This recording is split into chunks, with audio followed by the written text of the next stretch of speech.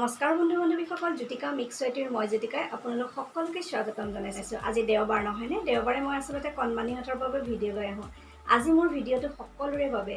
যোৱা দেওবাৰে মই দেখুৱাইছিলোঁ আপোনালোকক এনেকুৱা মাটিৰ আজিকালি বহুত ধুনীয়া ধুনীয়া ৰেষ্টুৰেণ্টত চাহ দিয়ে নহয়নে? এনেকুৱা মাটিৰ পাত্ৰত, এনেকুৱা কাপত মটকা চাই আৰু এনেকুৱা ধৰণৰ পাত্ৰসমূহ মই এইকেইটা পাত্ৰ পাইছিলোঁ আমাৰ সামগ্ৰী যেতিয়া কৰ্মশালা কৰিছিলোঁ তাৰ পৰা মই লৈ আহিছিলোঁ। কৈছোঁ আগতে যোৱাটো ভিডিঅ'ত মই ফুল বনাই দেখুৱাইছিলোঁ। আকৌ নেদেখুৱাওঁ, যিসকলে নাই চোৱা সেই ফুলটো চাব। আৰু আজি মই এই কাপটোৰ পৰা বিভিন্ন ধৰণৰ কিবা কিবি সজাব পৰা বস্তু লৈ আহিছোঁ। এইটো হৈছে ফুলৰ কুকি। এইটো মই এই মাটিৰ পাত্ৰটোৰ পৰাই বনাইছোঁ। এইটো এটা কুকি, এইটো ৰামধেনুৰ ৰঙেৰে কৰা, এই 7 ৰঙী ৰামধেনুৰ ৰঙেৰে কৰা এইটো হৈছে ফুলৰ কুকি। ইয়াতে ফ্লাৱাৰ পট হিচাপে ব্যৱহাৰ কৰিব পাৰে, কেঁচা ফুলো থ'ব পাৰে যিহেতু এইটো মাটিৰ হয়। আৰু ইয়াতে ইচ্ছা কৰিলে কণমানিহঁতে পেঞ্চিল ৰবৰ এনেকৈ দি পেলাই ইয়াত হেংগিং কৰিব পৰা এয়া ব্যৱস্থা কৰি দিছোঁ। এইখন ভৰাই এনেকৈ ইয়াতে বটলত এনেকৈ হেংগিং কৰিব পাৰি, ফুলখিনিও থ'ব পাৰি। এয়া চাওকচোন, এইটো হৈছে মাটিৰ পাত্ৰ। ইয়াতো যিহেতু এইটো মাটিৰ হয় ইয়াতে কেঁচা ফুলো থ'ব পাৰি, মাটি ভৰাই পেলাই সৰু সৰু ভিতৰত সজাব পৰা বা ডাইনিং টেবুলত থ'ব পৰা। এয়া ইয়াতে মই মানি প্লেণ্ট এটা থৈ দিছোঁ পানী দি, এনেকৈও থ'ব পাৰে। আৰু বিভিন্ন ধৰণৰ আজি ডাঙৰ সৰু সকলোৰে বাবে দেওবৰীয়া বিশেষ লৈ আহিছোঁ। আৰু কি কৰিছোঁ আৰু আছে, আৰু এটা ধুনীয়া ফুলৰ কুকি আছে। ভিডিঅ'টো চাই থাকিলেহে গম পাব। তেনেহ'লে ফ্ৰেণ্ডছ, দেৰি নকৰি আহকচোন ভিডিঅ'টোৰ মাজলৈ। এইকেইটা হৈছে মাটিৰ কাপ, অৰ্থাৎ আমি যিবিলাক মটকা চাই পাওঁ সেই কাপসমূহ মাটিৰ। আগৰ এটা ভিডিঅ'ত আপোনালোকক দেখুৱাইছোঁ সেই কাপসমূহত দুটা কাপেদি কেনেকৈ মই সৰু সৰু কণমানিহঁতৰ ভাল লগাকৈ খোল এটা বনাই পেলাই দেখুৱাইছিলোঁ। সম্পূৰ্ণ খোল নহ'লেও বনাবলৈ ট্ৰাই কৰিছিলোঁ। আৰু সেই খোলটো আপোনালোকে প্লাষ্টিকৰ গিলাচ দিও কৰিব পাৰিব, মই ক'বলৈ পাহৰি গ'লেও। কিন্তু এনেকৈ মাটি দি কৰিলে দেখিবলৈ আৰু ধুনীয়া হয়। এইবোৰ পেলাই নিদি আমি যদি সৎ কামত ব্যৱহাৰ কৰোঁ তেনেহ'লে চাহ খোৱাৰ লগতে আমাৰ সজাই থোৱা সামগ্ৰীও হ'ব পাৰে। আজি মই এটি সুন্দৰ ভিডিঅ' লৈ আহিছোঁ, কণমানিহঁতৰ বাবে হ'ব, কিন্তু ডাঙৰসকলেও তেওঁলোকক সহায় কৰিব লাগিব। এতিয়া মই এই মাটিৰ পাত্ৰকেইটা লৈছোঁ, লৈ পেলাই এটা পাত্ৰত এয়া স্ক্ৰুড্ৰাইভাৰ এডাল লৈ সৰু ফুটা এটা কৰিবলৈ ট্ৰাই কৰিম। আৰু কি কৰি থাকিম আপোনালোকে ভিডিঅ'টো স্ক্ৰিপ্ট নকৰাকৈ চাই থাকিলেহে গম পাব। আৰু এয়া মই প্ৰথমতে সেইখিনি জেগাতে হেঁচা দি অকণমান ওচৰতে ফুটা এটা কৰি লৈছিলোঁ। যিহেতু মাটি হয় অকণমান চুৰুকি দিলে ফুটা এটা হৈ যায়। এইটো সৰু ল'ৰা ছোৱালীয়ে কৰিব নোৱাৰিব, ডাঙৰে তেওঁলোকক ফুটাটো কৰি দিব লাগিব। আৰু কি কৰোঁ চাই থাককচোন। এইদৰে ফ্ৰেণ্ডছ, ফুটাটো কৰাৰ পিছত এইডাল হৈছে এডাল জুনুকাৰ ওপৰৰ এনেকৈ সৰু ল'ৰা ছোৱালীয়ে ধৰা এডাল ঠাৰি। আৰু যিকোনো এনেকুৱা সৰু কিবা কিবি থকা এনেকুৱা প্লাষ্টিকৰ হয়, এডাল পেলনীয়াই হয়। আৰু এইডালকে মই লৈছিলোঁ ইয়াত হেংগিং কৰিবৰ কাৰণে। আৰু এনেকৈ দুটুকুৰা জুনুকা আছিলে, জুনুকাটো যিহেতু আগটো এৰাই গ'ল, পিছৰ টুকুৰা সেয়া ইয়াতে লগাই দিলোঁ এডাল তাঁৰৰ সহায়ত। যিহেতু ফুটাটো আমি কৰিয়ে ৰাখিছোঁ সেইকাৰণে ফুটাটো দি তাঁৰডাল সুমুৱাই এই দুফালে দুটা এনেকৈ দি হেঁচা এটা মাৰি এনেকুৱা আমি তাঁৰডাল পকাই দিলোঁ। এতিয়া চাওকচোন, এয়া হৈছে বেঙুনী সেহাসুৰ, এয়া হৈছে মানে বেঙুনীয়া, ঘন নীলা, নীলা, সেউজীয়া, হালধীয়া, ৰঙা আৰু সুমথিৰা আৰু ৰঙা। এয়া হৈছে আমাৰ 7 ৰঙৰ মানে ৰামধেনুৰ 7 ৰং। কণ শিশুসকলে বহুতে হয়তো 7 ৰঙৰ বিষয়ে নাজানে, তেওঁলোকক শিকাবৰ কাৰণে আচলতে মই এই পটটোত এনেকৈ ৰং দিছোঁ যাতে তেওঁলোকৰ একেবাৰে পটককৈ ৰামধেনুৰ 7টা ৰং অতি সহজতে মনত থাকি যায়। আৰু তেওঁলোকে যদি এনেকৈ মানে মাটিৰ পাত্ৰ বা যিকোনো প্লাষ্টিকৰ হেৰিয়াত তেনেকৈ 7টা ৰং দি থয়, তেওঁলোকৰ যেতিয়া পঢ়া টেবুলৰ ওচৰত আঁৰি থ'ব তেতিয়া অতি সহজতে তেওঁলোকে ৰামধেনুৰ 7টা ৰং সহজতে মনত পৰিব আৰু ক'ব পাৰিব। আচলতে সেইকাৰণে আজি তেওঁলোকৰ কাৰণে এই ভিডিঅ'টো লৈ আহিছিলোঁ। আৰু এয়া ক্ৰমান্বয়ে তলৰ পৰা মই এয়া বেঙুনীয়া, ঘন নীলা, নীলা, সেউজীয়া, হালধীয়া, সুমথিৰা, ৰঙা এনেকৈ দি যাম, তেতিয়া সকলোৰে মনত পৰিব।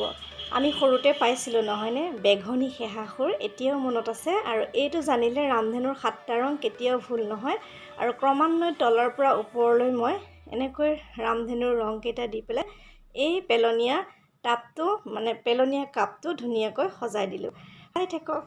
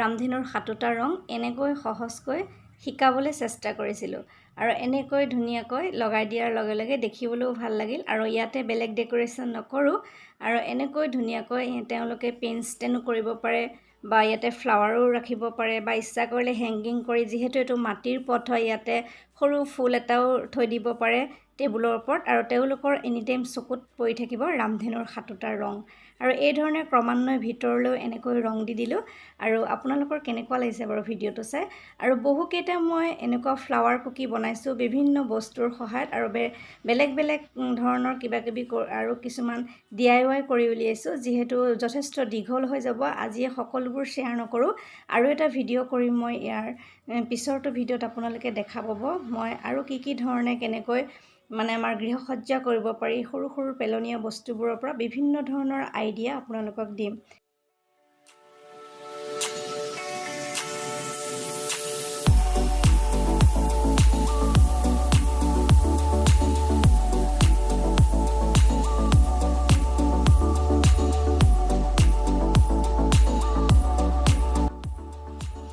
ফ্ৰেণ্ডছ এইটো এটা হৈছে মাটিৰ পাত্ৰ ইয়াতে প্ৰথমতে ক'লা ৰং দিয়ে শুকুৱাই লৈ পেলাই ওপৰত এয়া আমি লোৱা বিন্দি পুৰণা বিন্দি এয়া এটা এটাকৈ মই লগাই পেলাই ওপৰত এয়া এডাল ব্ৰাছেৰে এয়া ৰঙা ৰং অলপ সানি থৈছোঁ তাৰপিছত বিন্দিখিনি যেতিয়া আঁতৰাই দিম তেতিয়া সেই ফুট ক'লা ৰংটো জিলিকি যাব ঠিক সেইদৰে আকৌ তলত এয়া অৰেঞ্জ কালাৰ এটা ল'ম লৈ পেলাই হোৱাইট অৰেঞ্জ এনেকৈ দি পেলাই তলত ধুনীয়া ধুনীয়া ডিজাইন কৰিব পাৰে মই একে সহজ পদ্ধতিৰে ডিজাইন কৰিছোঁ এয়া অৰেঞ্জ কালাৰটো লৈ ক্ৰমান্বয়ে ওপৰৰ পৰা তললৈ এনেকৈ ব্ৰাছ এডাল দি টানি দিছোঁ আৰু ইয়াতে পিছত মাইকাও লগাই দিম দেখিবলৈ ধুনীয়া লাগিব আৰু কি কৰোঁ ভিডিঅ'টো চাই থাকক আৰু সম্পূৰ্ণ যিমানকেইটা কৰিছিলোঁ মাটিৰ পাত্ৰ আজি সম্পূৰ্ণ দেখুৱাব নোৱাৰিম পৰৱৰ্তী ভিডিঅ'ত দেখুৱাম যিহেতু যথেষ্ট দীঘল হৈ যাব আৰু এই ধৰণে এটা ডিজাইন দিবলৈ চেষ্টা কৰিছিলোঁ আকৌ ঠিক সেইদৰে বেলেগ এটা পাত্ৰত আকৌ বেলেগ বেলেগ ৰং দিছিলোঁ এইটোতো এনেকৈ কৰাৰ পিছত আৰু যিকেইটা ফ্লাৱাৰ কুকি আছে সেইকেইটা মই পিছৰ ভিডিঅ'টোত আপোনালোকক ধুনীয়াকৈ শিকাই দিম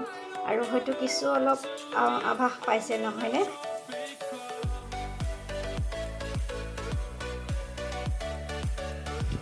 ফ্ৰেণ্ডছ এই ফুলবোৰ যে সজাই থৈছোঁ দেখিছে এইবোৰ পেলনীয়া আমি কাপোৰ অনা বেগৰ দি পেলাই বনোৱা ফুল আগৰ ভিডিঅ'ত দেখুৱাই থৈছোঁ আপোনালোকে চাব নিশ্চয় ফ্ৰেণ্ডছ এতিয়া কওকচোন ভিডিঅ'টো চাই কেনে লাগিল যদি ভিডিঅ' চাই ভাল লাগিছে তেনেহ'লে প্লিজ আপোনালোকে লাইক কৰিব কমেণ্ট কৰিব আৰু শ্বেয়াৰ কৰিবলৈ নাপাহৰিব আৰু ফ্ৰেণ্ডছ এনেকুৱা বিভিন্ন ধৰণৰ আইডিয়া লৈ ইয়াৰ পৰৱৰ্তী অংশখিনি মই নিশ্চয় লৈ আহিম আৰু আপোনালোক সুস্থ থাকক ভালে থাকক তাৰে কামনা কৰিছোঁ আজিলৈ আহোঁ পুনৰ অহাৰ প্ৰতিশ্ৰুতিৰে মই জ্যোতিকা সকলোৰে পৰা বিদায় লৈছোঁ নমস্কাৰ